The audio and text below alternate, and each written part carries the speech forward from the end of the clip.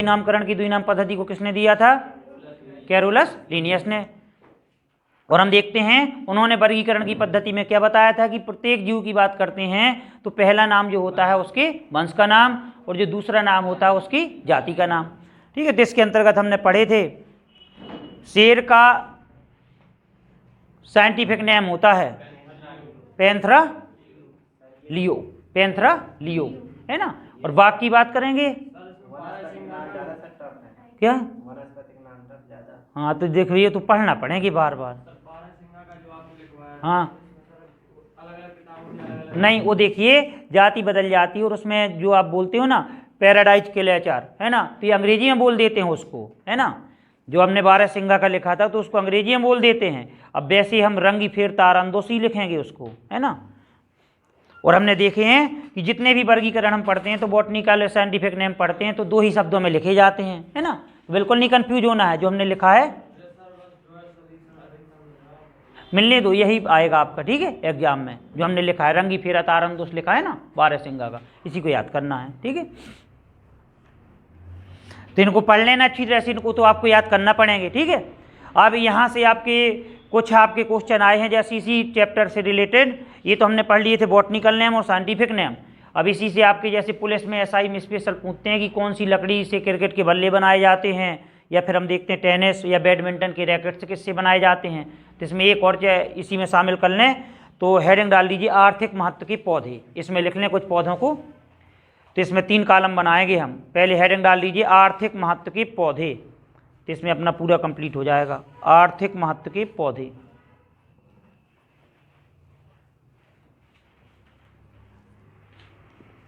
ठीक है, तो इसमें 3 कॉलम बनाएंगे, कुछ आपके पूछे जाते हैं परीक्षाओं में। तो हाँ, मेन हेडिंग डाल दीजिए आर्थिक महत्व के पौधे।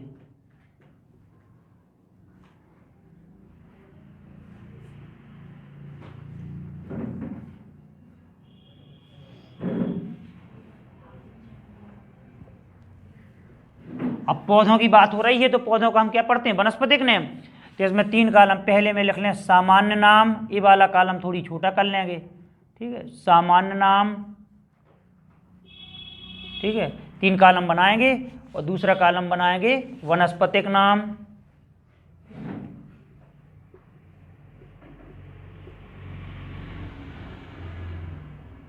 ठीक है, और तीसरा बनाएंगे उसमें लिखेंगे हम उपयोग, ठीक है, सामान्य नाम, वनस्पतिक नाम और उपयोग, ठीक है, सामान्य नाम, वनस्पतिक नाम, उपयोग।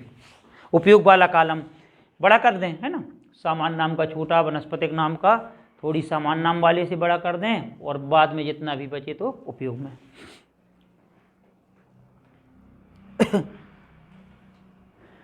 ठीक है, तो याद करना ही है जो हम लिख चुके हैं, इनसे भी आपके क्वेश्चन पूछ लिए जाते हैं।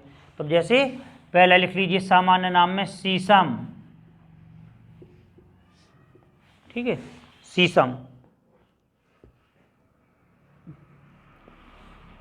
अब आ जाएगा शीशम का वनस्पतिक नाम है, तो इसका जो वनस्पतिक नाम होता है डलवर्जिया सिस्सू,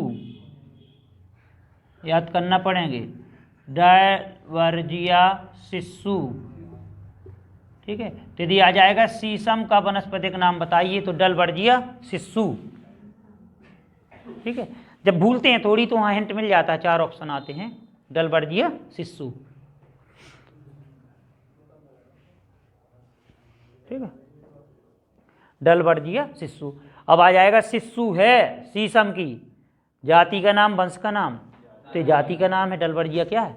तो ऐसे मान लो कुछ कठिन नाम ऐसे पूछ लेते हैं, अब हमें पता ही नहीं है इसका पूरा नाम, अब पूछ लेंगे सिस्सू है तो हम देखते हैं इसकी जाति का नाम, डलवर्जिया क्या हो जाएगा, वंश का नाम। उपयोगिता में लिख लें फर्नीचर रेलवे स्लीपर बनाने में, उपयोगिता में लिख लें या उपयोग में फर्नीचर और रेलवे स्लीपर बनाने में, रेलवे स्लीपर बनाने में,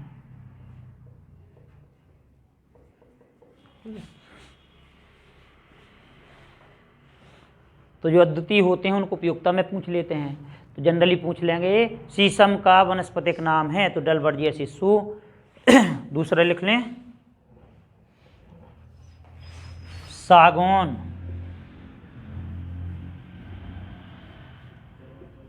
ठीक है, सागौन, ठीक है। तो इसका वनस्पतिक नाम तो टेक्टोना, ठीक है, टेक्टोना ग्रैंडिस, ठीक है। तो सागौन का वनस्पतिक नाम टेक्टोना ग्रैंडिस।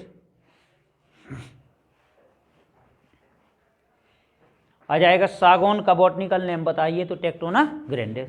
उपयोग में यही उसमें डाल लें, फर्नीचर रेलवे स्लीपर बनाने में, इसका भी उपयोग इसी में होता है ना। तो उपयोग में जो उसमें लिखे हैं इसमें भी लिख लें।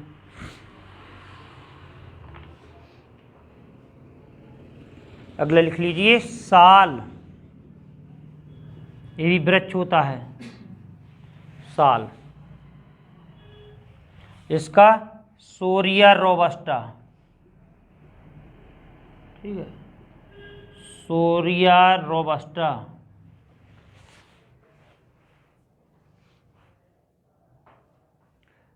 रोबस्टा, ठीक है। जिसमें लिख लें फर्नीचर और पुल बनाने में, ठीक है। आ जाता पुल बनाने में कौन सी लकड़ी का प्रयोग, तो साल। फर्नीचर भी लिख लें और पुल बनाने में,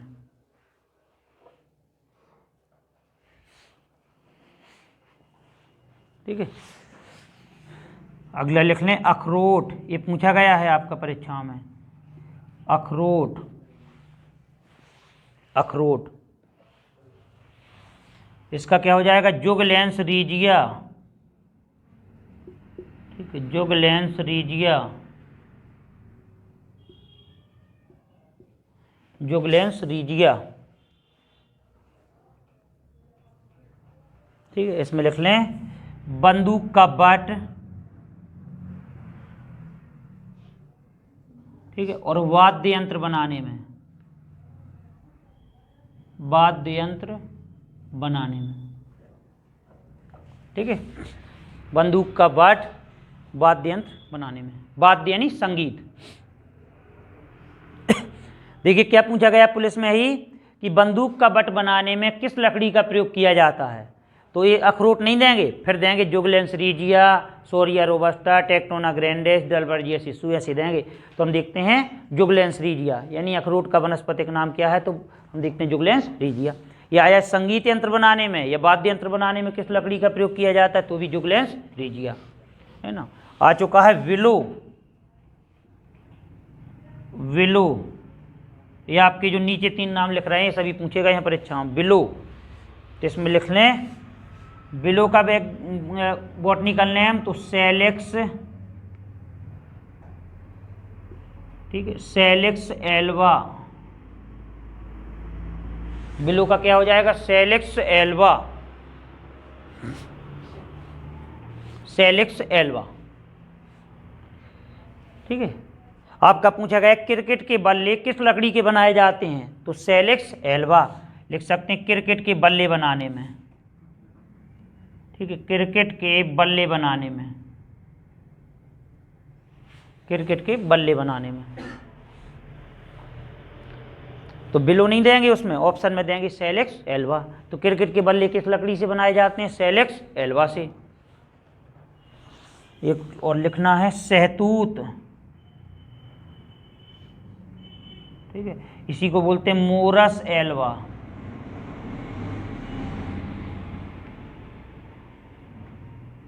ठीक है, सहतूत, इसी को बोल देते हैं मोरस एल्वा, मोरस एल्वा, है ना। तो इसमें लिख लें उपयोग में हॉकी स्टिक,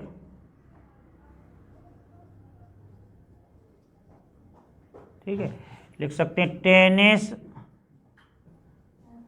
व बैडमिंटन की रैकेट्स,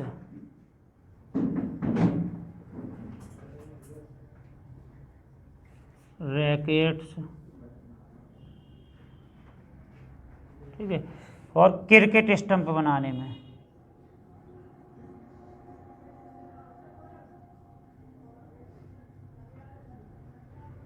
ठीक है, क्रिकेट स्टंप बनाने में,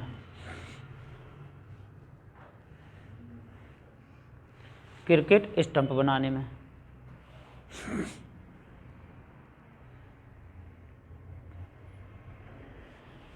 अभी आपकी 2 परीक्षाओं में पूछे गए हैं, चौथा 5वां, हो सकता है इस बार 6वां पूछ लें, है ना। जैसे पूछा गया क्रिकेट के बल्ले किस लकड़ी से बनाए जाते हैं, बंदूक का बट किस लकड़ी से बनाया जाता है। अब इस बार पूछ लें क्रिकेट स्टंप बनाने में किस लकड़ी का प्रयोग किया जाता है, तो मोरस एल्वा, है ना। बैडमिंटन के रैकेट्स, जो बल्ले होते हैं ना बैडमिंटन जिससे खेला जाता है, वो रैकेट्स कहलाते हैं।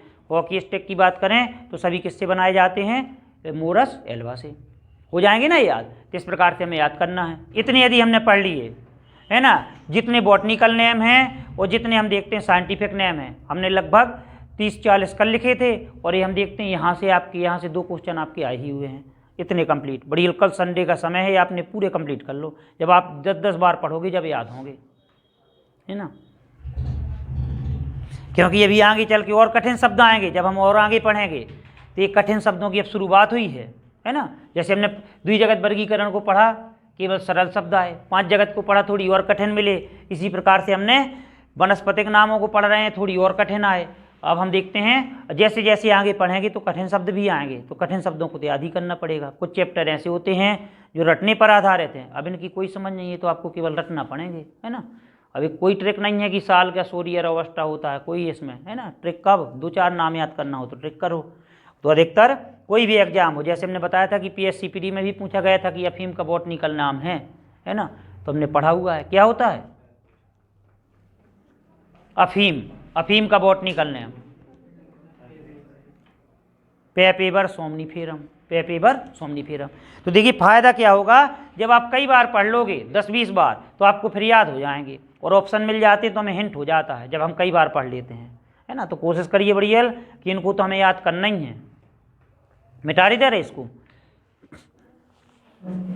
अभी जो हम आज चला रहे हैं, कल चलाया था केवल याद करने वाला है ना। जैसे वर्गीकरण वाला है तो वो समझ पर आधारित है, ये तो हमें याद करना पड़ेंगे।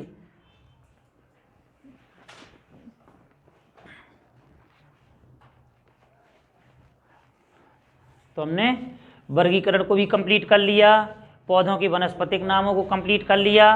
यदि सरल क्वेश्चन आ जाएगा तो वर्गीकरण पद्धति को किसने दिया, ये हम देखते हैं कि पहला शब्द क्या होता है और दूसरा शब्द क्या होता है। तो पहला शब्द हम देखते हैं वंश का नाम यानी जेनरिक नेम होता है, और जो दूसरा शब्द होता है तो हम स्पीसीज नेम या जाति का नाम होता है। ठीक है, अब इसी के अंतर्गत हमने कल चर्चा की थी कि करवाएंगे विज्ञान की शाखाएं, है ना। तो इसको कंप्लीट कर लें तो हेडिंग डाल सकते हैं विज्ञान की शाखाएं या ब्रांचेज ऑफ बायोलॉजी साइंस, विज्ञान की शाखाएं। तो ऑनलाइन फैक्ट के रूप में इनको देख लें।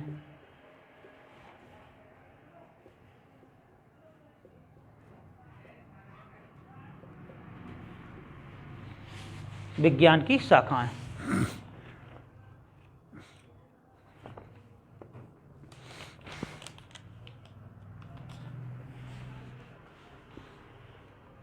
ठीक है। तो इस प्रकार से पॉइंट डाल के लिखते जाना है। पहला पॉइंट जैसे डाला हमने ऑस्टियोलॉजी,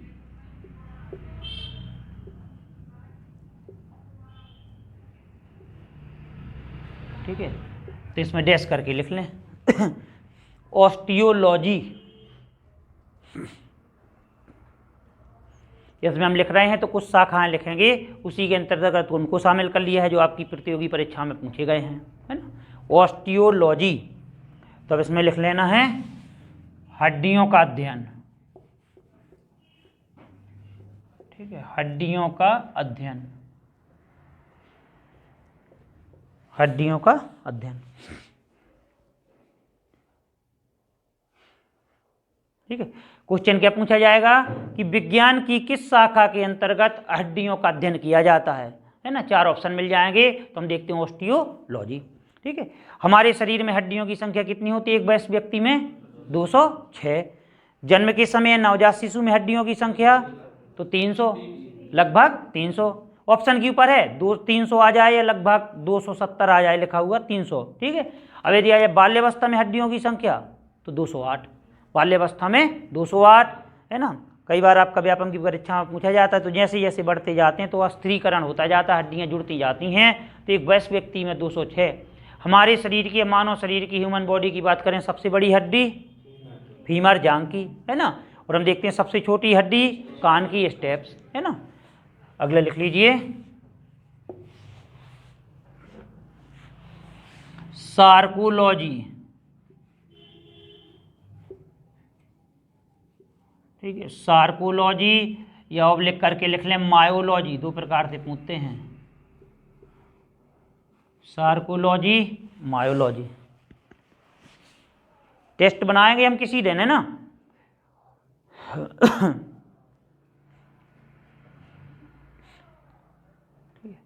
अब इसमें लिख लें पेशियों का अध्ययन या मांसपेशियों का अध्ययन, पेशियों का अध्ययन।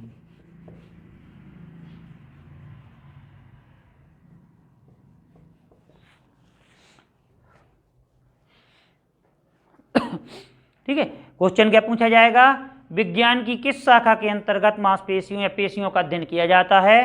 तो मायोलॉजी आ जाए तो मायोलॉजी लिखेंगे, सार्कोलॉजी आ जाए तो सार्कोलॉजी। हमारे शरीर में मांसपेशियों की संख्या कितनी होती है, 639। मांसपेशियों की संख्या कितनी होती है, 639। सबसे बड़ी मांसपेशी कौन सी होती है, मांसपेशी की बात करेंगे तो ग्लूटियस मैक्सिमस, है ना। यदि सबसे बड़ी मांसपेशी की बात करते हैं तो ग्लूटियस, है ना, ग्लूटियस मैक्सिमस।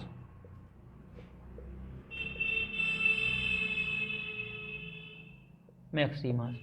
यदि सबसे बड़े हड्डी पूछी जाए तो हम देखते हैं फीमर लिखते हैं, और सबसे बड़ी मांसपेशी पूछी जाए तो ग्लूटियस मैक्सिमस। सबसे छोटी मांसपेशी तो स्टेपीस, स्टेपीस। और सबसे छोटी हड्डी क्या होती है, स्टेप्स, है ना। हड्डियों के अध्ययन को ऑस्टियोलॉजी, मांसपेशियों के अध्ययन को सार्कोलॉजी। हड्डियों की संख्या 206, मांसपेशियों की संख्या 639। ठीक है, अगले लिखिए,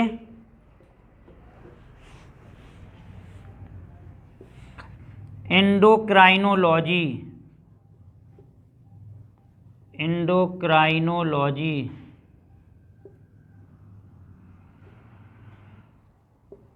ठीक है, एंडोक्राइनोलॉजी।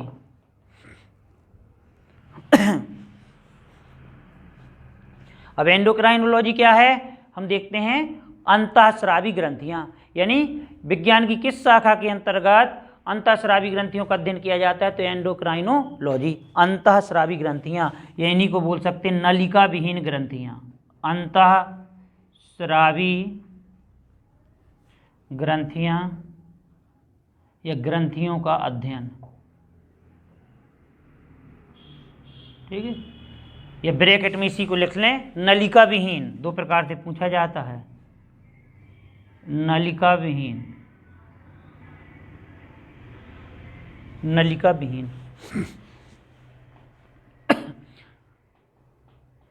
ठीक है, क्वेश्चन क्या पूछा जाएगा, विज्ञान की किस शाखा के अंतर्गत नलिका विहीन ग्रंथियों का अध्ययन किया जाता है, तो एंडोक्राइनोलॉजी। अब जैसे एक शब्द आया ग्लैंड या ग्रंथियां, तो ग्रंथियां क्या हैं। अब मान लो पूछ लिया जाए ग्रंथियां, एक शब्द आया, अब हमें पता होना चाहिए ग्रंथियां क्या हैं। तो हम देखते हैं ह्यूमन बॉडी की बात करते हैं, मानव शरीर की बात करते हैं, तो ऐसे पार्ट जो हम देखते हैं अपने में से हार्मोन्स और रासायनिक पदार्थों का सिक्रीशन करते हैं, या हार्मोन्स और रासायनिक पदार्थों का स्रावण करती हैं, ग्रंथियां कहलाती हैं। और ग्रंथियां हम देखते हैं मुख्य रूप से कितने प्रकार की होती है, 3 प्रकार की, है ना। हम देखते हैं कैसी, अंतःस्रावी, बहिर्स्रावी और मिश्रित। यदि आ जाए मानव शरीर की सबसे बड़ी अंतःस्रावी ग्रंथि है, पढ़ चुके हैं, कई बार चर्चा हुई है, मानव शरीर की सबसे बड़ी अंतःस्रावी ग्रंथि है, क्या लिखेंगे। ऐसा आपका आया है पुलिस में पिछली बार, यहां से ऐसा तो है ही नहीं है कि क्वेश्चन आपका ना इतने सेट बनना है। अब आ जाए मान लो अवाटू, ऐसे क्वेश्चन आएंगे, आ जाएगा परावटू, ठीक है, आ जाएगा अग्नाशय, ठीक है, आ जाएगा लीवर। तो कौन सा पूछा गया क्वेश्चन, मानव शरीर की सबसे बड़ी अंतःस्रावी ग्रंथि है, तो हम देखते हैं अवाटू, अवाटू, या इसी को क्या बोलते हैं, थायराइड। अंग्रेजी में आपका लिखा होगा थायरॉइड। ठीक है, तो जब भी अंतःस्रावी, अंतःस्रावी का मतलब क्या है, ऐसी ग्रंथियां जिनमें हम देखते हैं नलिकाएं नहीं पाई जाती हैं और हार्मोन्स का स्रावण करती हैं, अंतःस्रावी। बहिर्स्रावी यही जिनमें नलिकाएं पाई जाती हैं और एंजाइम का सिक्रेशन करती हैं। मिश्रित तो ऐसी ग्रंथियां जो हम देखते हैं हार्मोन्स और एंजाइम दोनों का सिक्रेशन करती हैं। ठीक है, अब यही ऑप्शन है। पूछ लिया जाए मानव शरीर की सबसे बड़ी ग्रंथि है और कुछ नहीं लिखा है तो फिर आंसर में क्या होगा? लीवर। यही ऑप्शन है। पूछ लिया जाए मानव शरीर की सबसे बड़ी मिश्रित ग्रंथि है तो फिर अग्नाशय हो जाएगा। ऐसे ऑप्शन आते हैं। अग्नाशय क्या? मिश्रित ग्रंथि है। और हम देखते हैं मिश्रित ग्रंथि हमारे शरीर में केवल और केवल एक पाई जाती है, वो भी अग्नाशय। और बताया था कहाँ पे पाई जाती है, तो हम देखते हैं ये स्टोमच होता है और हम देखते हैं स्टोमच के नीचे ये पत्ती नुमा रचना पाई जाती है, जिसे क्या बोलते हैं? अग्नाशय बोलते हैं। तो यदि आ जाए मानव शरीर की सबसे बड़ी मिश्रित ग्रंथि, अग्नाशय। अब मिश्रित क्यों कहते हैं? क्योंकि इससे एंजाइम का भी श्रावण होता है और हम देखते हैं एंजाइम के साथ साथ हार्मोन्स का भी श्रावण होता है, तो इसीलिए इन्हें मिश्रित ग्रंथियां बोल देते हैं। बनेगा ना? तो इस प्रकार से। अब यदि आ जाए मानव शरीर की सबसे बड़ी ग्रंथि, तो क्या लगाएंगे आंसर? कि फिर भूल गए? क्या लगाएंगे? लीवर। मानव शरीर की सबसे बड़ी अंतःस्रावी, अंतःस्रावी लिखा है तो अवटु, और मानव शरीर की मिश्रित तो अग्नाशय। ठीक है, कई बार हम ये सोच लेते हैं कि सबसे बड़ी ग्रंथि पिट्यूटरी है, पीयूष है, तो पीयूष नहीं है, उसे मास्टर ग्रंथि कहते हैं। लेकिन मास्टर ग्रंथि क्यों कहते हैं? बड़ी की उससे नहीं कहते हैं, जबकि हम देखते हैं वो जितने भी हार्मोन्स होते हैं तो उनका हम देखते हैं उनका जो जितने भी अंतःस्रावी ग्रंथियाँ होती हैं तो हम देखते हैं उनसे निकलने वाले हार्मोन्स का कंट्रोल किसके द्वारा होता है? पीयूष के द्वारा। तो इसीलिए बोल देते हैं उसे मास्टर ग्रंथि, है ना। अगला लिख सकते हैं, पूछा जाता है, कन्फ्यूज होते हैं, हेमेटोलॉजी।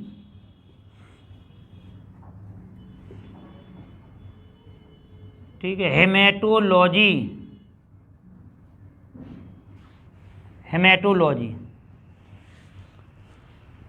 हेमेटोलॉजी। ठीक है, तो इसमें लिख लें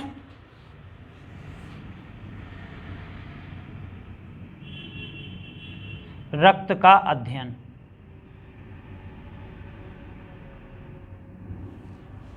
रक्त का अध्ययन।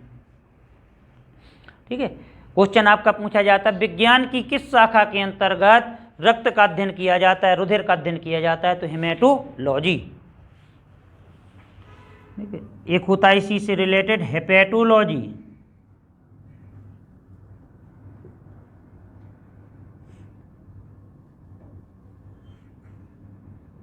हेपेटोलॉजी। तो इसमें लिख लीजिए लीवर। ठीक है, उसी के यकृत बोलते हैं हिंदी में, यकृत का अध्ययन।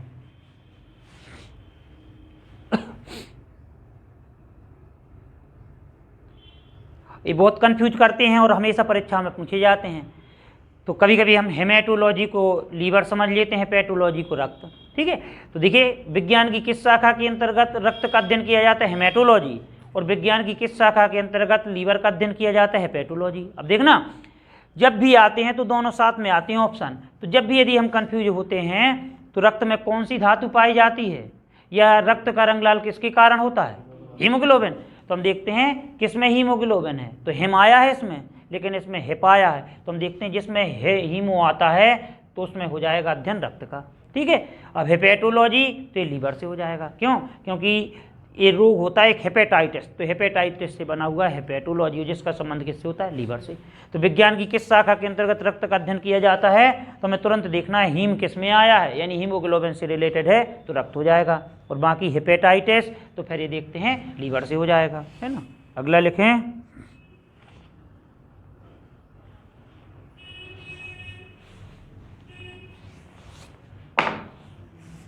न्यूरोलॉजी। न्यूरोलॉजी, तो इसमें लिख लें तंत्र का अध्ययन।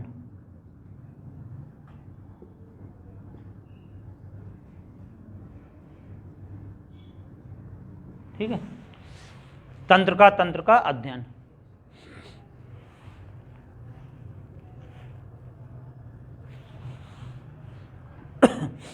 विज्ञान की किस शाखा के अंतर्गत नर्वस सिस्टम या तंत्र का अध्ययन किया जाता है? न्यूरोलॉजी, है ना। तो न्यूरो से बना हुआ है। हमारे शरीर की सबसे लंबी कोशिका न्यूरॉन बढ़ते हैं ना, तो न्यूरॉन यानी तंत्र से रिलेटेड है।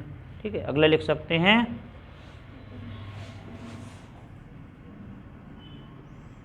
एंजियोलॉजी।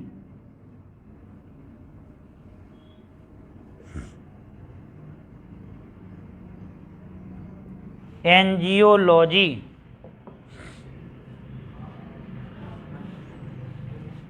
एंजियोलॉजी। बहुत पूछा जाता है एंजियोलॉजी, तो इसमें लिख लें रक्त परिसंचरण तंत्र का अध्ययन।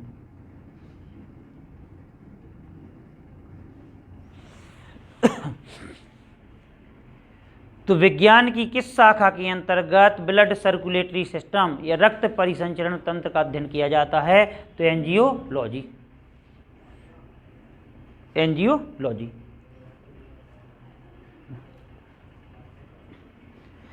हम देखते हैं परिसंचरण तंत्र की बात होती है तो हम देखते हैं कि परिसंचरण का कार्य किसके द्वारा किया जाता है ह्यूमन बॉडी में? रक्त के द्वारा। ऑक्सीजन की आपूर्ति किसके द्वारा की जाती है विभिन्न अंगों में? रक्त के द्वारा। तो यदि आ जाए कि रक्त परिसंचरण तंत्र का अध्ययन विज्ञान की किस शाखा के अंतर्गत किया जाता है? तो एंजियोलॉजी, है ना। और लिख सकते हैं, अगला लिख लीजिए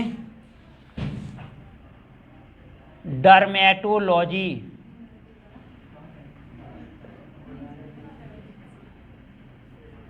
ठीक है, डर्मेटोलॉजी।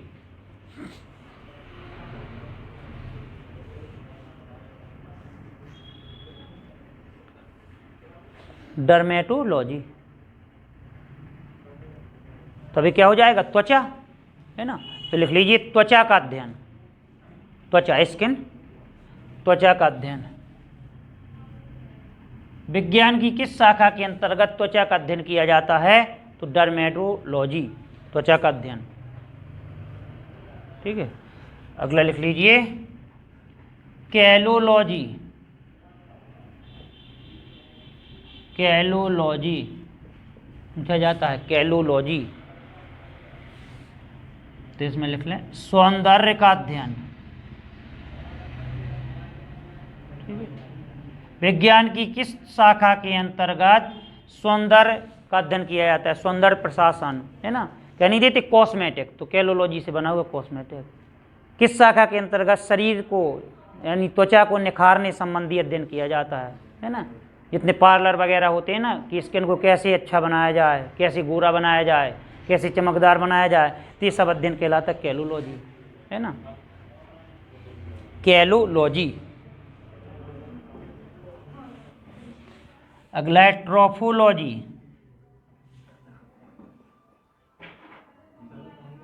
ट्रोफोलॉजी,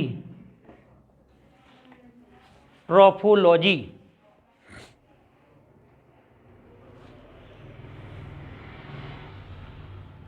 ठीक है, ट्रोफोलॉजी। तो इसमें लिख लीजिए पोषण का अध्ययन, अच्छे खान पान का, है ना, पोषण का अध्ययन। विज्ञान की किस शाखा के अंतर्गत पोषण के विभिन्न पहलुओं का अध्ययन किया जाता है ना। शरीर को हष्ट पुष्ट कैसे बनाया जाए, रोगों से मुक्त कैसे बनाया जाए, तो ट्रोफोलॉजी, ट्रोफोलॉजी हो जाएगा, ठीक है। एक और लिखें नियोनेटोलॉजी, ठीक है, नियोनेटोलॉजी, नियोनेटोलॉजी, हाँ नियोनेटोलॉजी, इतना ही लिखना है आज, नियोनेटोलॉजी। तो लिख लें नवजात शिशु का अध्ययन, नवजात शिशु, नवजात शिशु। नवजात जानते हो ना, जन्म के तुरंत बाद का, है ना। तो हम देखते हैं नवजात शिशु का अध्ययन। तो देखिए हमने पढ़ा osteology, sarcology, endocrinology, haematology, hepatology, neurology, angiology, है ना। इतने को पढ़ लेना, बढ़िया याद हो जाएंगे, है ना। फ्रेनोलॉजी कहलाता हो, पढ़ेंगे अभी और, है ना। फ्रेनोलॉजी कहलाता है मस्तिष्क के पहलुओं का अध्ययन, या हम देखते हैं मस्तिष्क का अध्ययन, है ना।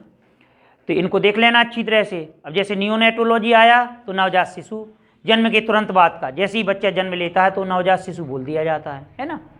यदि क्वेश्चन आ जाए आपका, जैसे इसमें लॉजिक दे दें क्वेश्चन में, पूछ लिया जाए घुमा के कि क्या कारण है कि हम देखते हैं जो बच्चा होता है, बच्चा जैसे ही जन्म लेता है तो कुछ समय तक या जन्म के पहले सप्ताह में उसके शरीर का भार घटता है। तो हम देखते हैं साइंटिफिक रीजन है क्या कारण है कि जन्म के पहले सप्ताह में, चाहे आपका यूपी टेट हो, सी टेट हो, इसमें आता है क्वेश्चन, महिला बाल विकास में आ जाता है कि उसका जो बच्चे के जन्म के दौरान पहले सप्ताह में उसका वजन घटता है। तो क्या कारण है? तो हम देखते हैं कारण क्या है साइंटिफिक रीजन, कि हम देखते हैं उसका एनवायरनमेंट चेंज हो जाता है ना। जन्म के पहले बच्चा गर्भ में रहता है तो वहीं से हम देखते हैं पोषण प्राप्त करता है, वहीं से श्वसन प्राप्त करता है। कौन सी संरचना से? तो प्लेसेंटा, या उसी को अपरा बोल देते हैं। और जैसे ही हम देखते हैं कि जन्म होता है तो माता की नाभि रज्जु से उसका संपर्क टूट जाता है, और हम देखते हैं फिर हम देखते हैं कि बच्चा क्या आ जाता है बाहरी वातावरण में। तो हम देखते हैं जिसे बोल देते प्रसव के बाद की अवस्था, तो हम देखते हैं कि उसमें क्या होता है, बाहरी वातावरण में अपने आप को एडजस्ट नहीं कर पाता, जिससे हम देखते हैं कि कुछ समय तक उसका भार घटता है। तो वैज्ञानिक कहते हैं कि हम देखते हैं कि जो माताएं होती हैं तो उनको हम देखते टेंशन नहीं लेना चाहिए, क्योंकि एनवायरनमेंट चेंज होने से, है ना, थोड़ी देर के लिए हम किसी रिश्तेदारी में जाएं, बुआ के यहाँ, चाची के यहाँ, मामी के यहाँ, तो हम देखते हैं आपने देखा होगा कि हमें हफ्ते भर रहना हो तो पहले दिन हम खाते हैं 8, तो बस रहने दो 2 ही 4 में, और जब देखेंगे कि अब काम ही नहीं चल रहा है तो कह देते बुआ ऐसा किया करो 2-4 और बना लिया करो। क्यों? क्योंकि हम पहले तो संकोच करते रहे, लेकिन हमारा चल ही नहीं रहा है इतने में, है ना। और बुआ समझदार होती है तो जानती है कि हमारा भतीजा 10 से कम खाता ही नहीं है, मना भी करे फिर भी रखते जाओ, है ना। तो ऐसा हो जाता है। और कई को पता नहीं होता है रहन सहन, और उसको पता है कि हमारा भतीजा बैल है वो खाता है सोचने लो बुआ जी ने पहले से कह दी थी कि लो एक्स्ट्रा खाना ही है तुम्हें, है ना। तो जब हम किसी के घर में जाते हैं तो पहले संकोच करते हैं, तो पक्का है कि जना 2-3 दिन हमारा शरीर काम नहीं करेगा, पता पड़ा रात में नींद नहीं आ रही है, बुआ जी कहेंगी क्यों रे सोए नहीं, अब क्या बताएं बुआ जी से कि पेट में ऐसा लग रहा है फिर से खाना खा लें, है ना। तो ऐसा हो जाता है। इसी प्रकार बच्चा होता है कि 2-4 दिन तक अपने आप को असहज महसूस करता है, और जैसे ही उसको लगने लगता है कि मुझे तो यहीं पर रहना है, तो भी हम देखते हैं धीरे धीरे अपने आप को एडजस्ट कर लेता है, यानी बदलते हुए वातावरण के अपने आप को एडेप्ट कर लेता है, अनुकूलित कर लेता है। देखिए, तो जो अभी चैप्टर चल रहा है अभी ये केवल आपको पढ़ना पड़ेगा, है ना, और यहाँ से आपके क्वेश्चन भी बनेंगे। तो हमें कोशिश करना है कि जो आपको यहाँ पे हम वनस्पतिक नाम याद करते जाएं, क्योंकि कठिन होगी फिर, है ना। अभी कल और हम शाखाओं को पढ़ेंगे 25-30 को जो आपकी आई हुई हैं, आ सकती हैं, तो ये वाला कल चैप्टर हम कंप्लीट कर लेंगे पढ़ के, ठीक है। इसके बाद जो नए आ रहे हैं तो आपको परसों से नया चैप्टर मिलेगा नए वालों को, अभी पुराना जो चैप्टर चल रहा है इसको पढ़ते जाओ। और फिर हमारा सुविधा क्या है यहाँ, फैसिलिटी क्या है, जो क्लास चलती है तो उसका वीडियो भी बन जाता है। तो जैसे हम नहीं आ पाते हैं, है ना, ये रात को उल्टा सीधा देखते हैं मोबाइल में, तो वीडियो देख लें, है ना भाई। हमें मोबाइल चलाना है तो जब मन नहीं लगे तो बढ़िया कान में लीड लगा के वीडियो को सुन लें, है ना। हो सकता है कि यही हमारे ध्वनि आ जाए। यही करते हैं ना कि जैसे गणित तड़ित पढ़ते हैं तो फॉर्मूला को हम जहाँ कमरे में सोते हैं तो वहाँ पे लगा लेते हैं, कहीं पे लगा लेते हैं, चिपका लेते हैं। तो इसी प्रकार अब तो लीड लगाना और बढ़िया सुनते रहना है ना। क्या पूरे डलते हैं सर से लिंक प्राप्त कर सकते हो, है ना। तो हम देखते हैं आपको पूरे वीडियो भी मिलते जाएंगे, है ना। तो उसका जब आप पूरे वीडियो में लेंगे तो पैसा लगेगा कुछ, है ना तो मिलेंगे, तो लिंक आपको, अब जैसे वीडियो देखते हो तो आपको हम देखते हैं बीच में एडवर्टाइज भी मिलता है, और उसमें आपको एडवर्टाइज मुक्त वीडियो देख सकते हो पूरा, है ना। और नहीं देखना है तो अपना डेली आ ही सकते हो, डेली क्लास ले सकते हो, ठीक है। तो इसके बाद देखते हैं अगली क्लास में, और सभी को पढ़ के आना है, क्योंकि अभी पढ़ते जाओगे तो पता है कि आपको बाद में प्रॉब्लम नहीं जाएगी, क्योंकि जब चैप्टर इकट्ठे हो जाएंगे तो फिर आपको लगेगा कि अब कठिन हो रहा है, ठीक है। तो देखना, पढ़ के आना सभी को। कल पूछेंगे 5 मिनट शुरू के, है ना। तो जो हमने पढ़ा हुआ है तो उसको देख लेना। इसके बाद जीके का लेक्चर लगेगा।